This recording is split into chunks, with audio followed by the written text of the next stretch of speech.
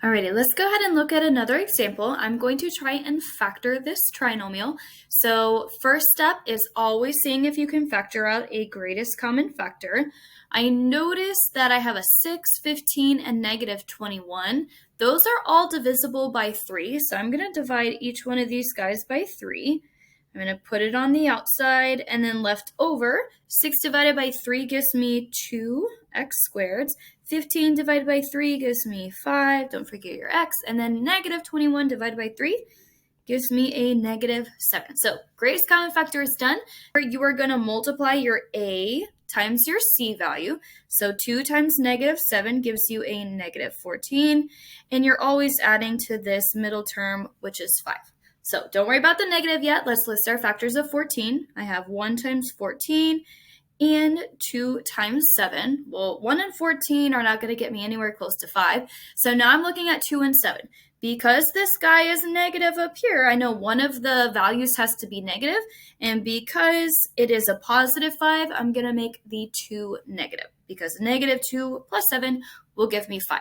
All right. Next step is to rewrite exactly the same equation, but break up that middle term. So I'm going to write here, I'm going to write 3. And now I like to write a square bracket just to let me know that 3 is not going to be incorporated anywhere else. That's your greatest common factor. Leave it on the outside. Don't do with it. Just include it out there. Now I'm going to start rewriting.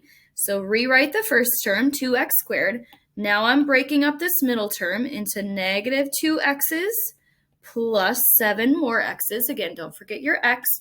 And then the minus 7 stays the same. Okay, now I'm going to use my grouping. Group the first two together.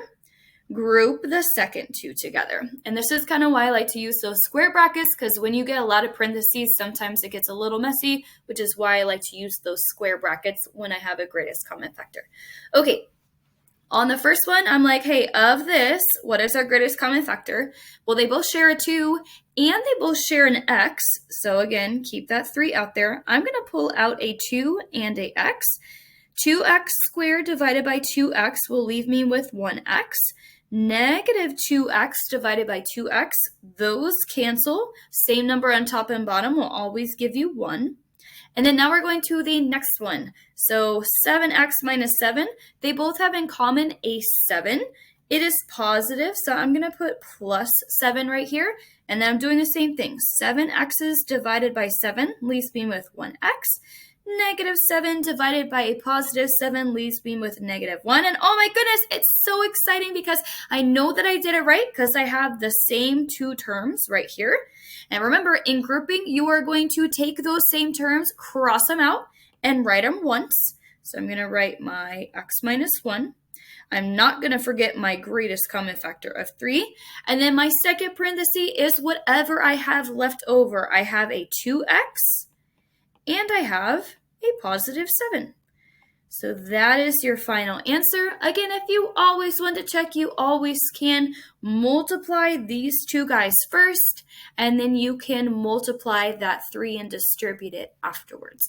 All right, so there is another example on grouping.